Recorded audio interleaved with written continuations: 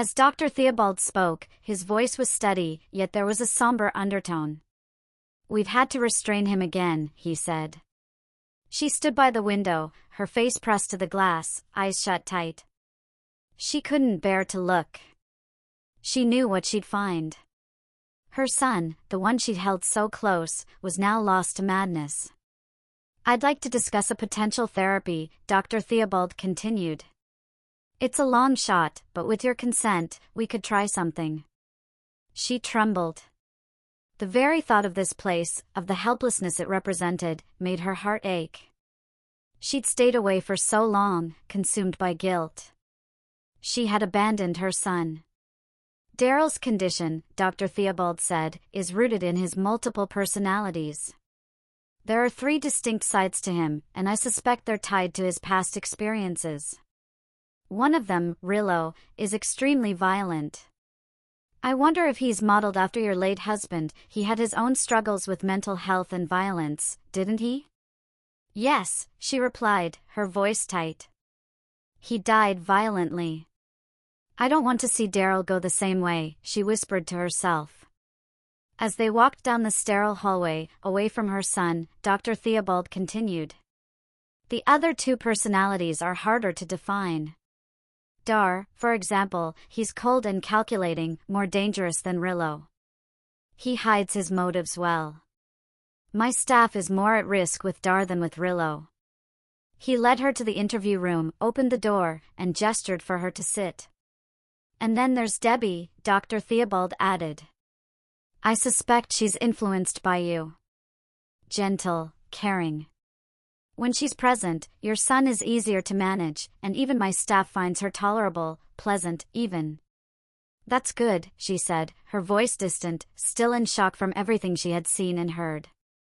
"Debbie's episodes can last for hours," Dr. Theobald explained, "but they end when the illusion is shattered.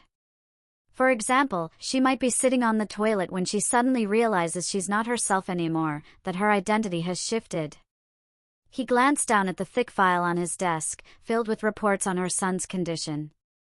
She stared at it, blankly, her half-smile frozen in place. Dr. Theobald had seen the slip before. It was the same one Debbie wore.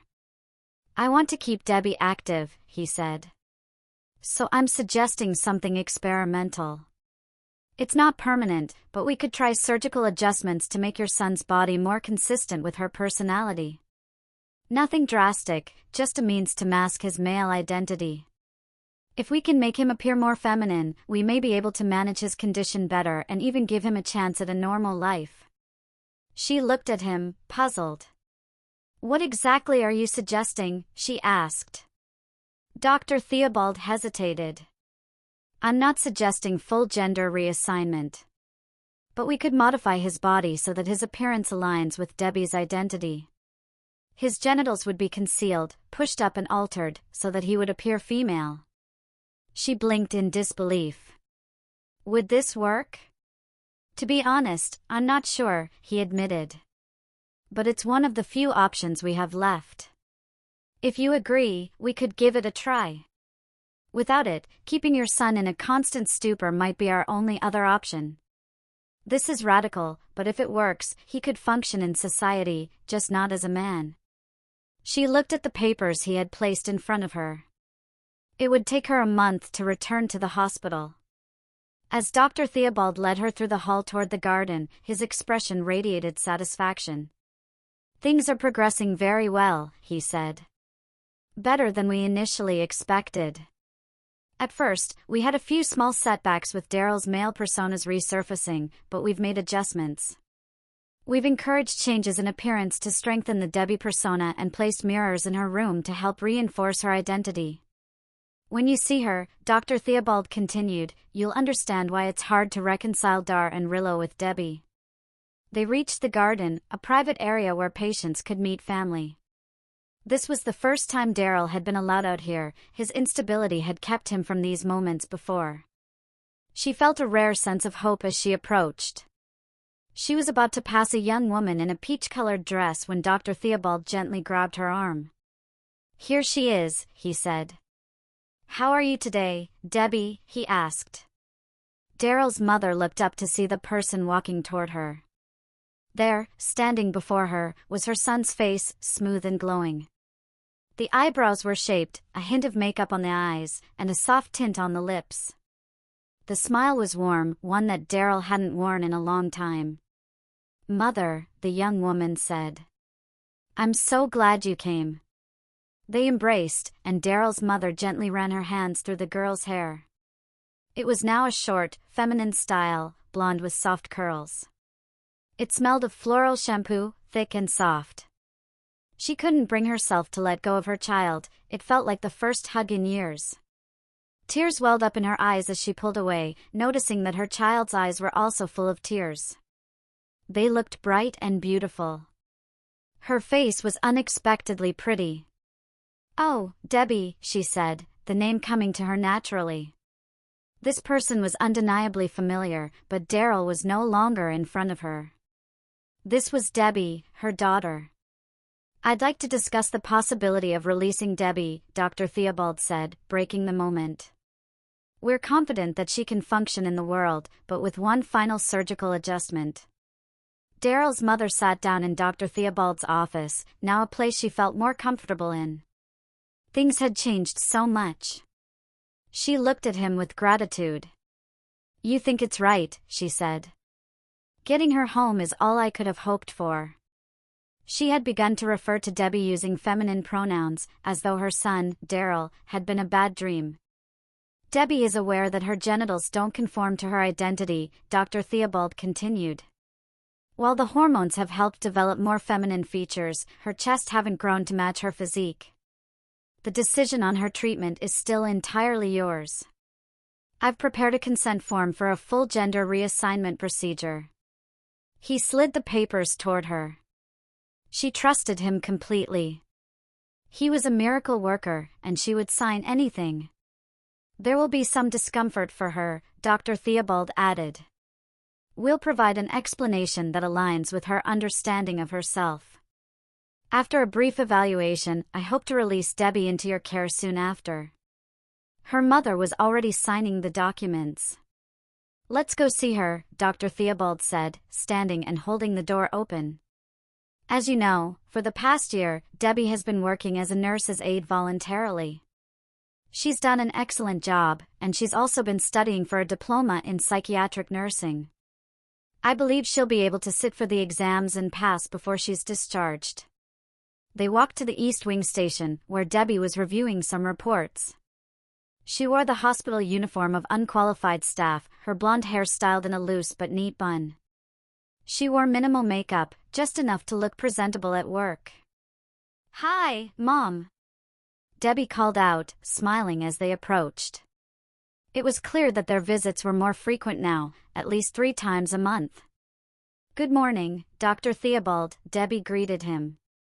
"Good morning, Debbie," he replied with a smile. "Could we step in here for a private conversation, just the 3 of us?" he asked, opening the door to a room where they could talk in privacy. "Of course," Debbie said. She handed the papers to another staff member, Maddie, and followed Dr. Theobald and her mother into the room. "I've just been discussing your gynecological situation with your mother," Dr. Theobald began. "We have surgery scheduled for you." Debbie's expression shifted with concern, but Dr. Theobald was quick to reassure her. "It's a very common procedure," he said. "Low risk, with extremely positive outcomes. I'm confident you'll be happy once it's done. We only want the best for you. Once your health is fully restored, we're all hoping you'll be able to leave here." "What do you think?" he asked. "I like working here," Debbie responded. "I believe I'm good at my job. I'm just a nurse's aide, but I've got some solid nursing skills. I'd like to continue working and finish my nursing diploma, but I also want the freedom to come and go when I need to." "I think that's certainly a possibility," the doctor said. By the time Max met her, Debbie had already become her true self. Her mother spoke of Debbie's recovery at the mental hospital, and they had decided to wait until Debbie was released before getting married, so she could be her mother's bridesmaid and witness.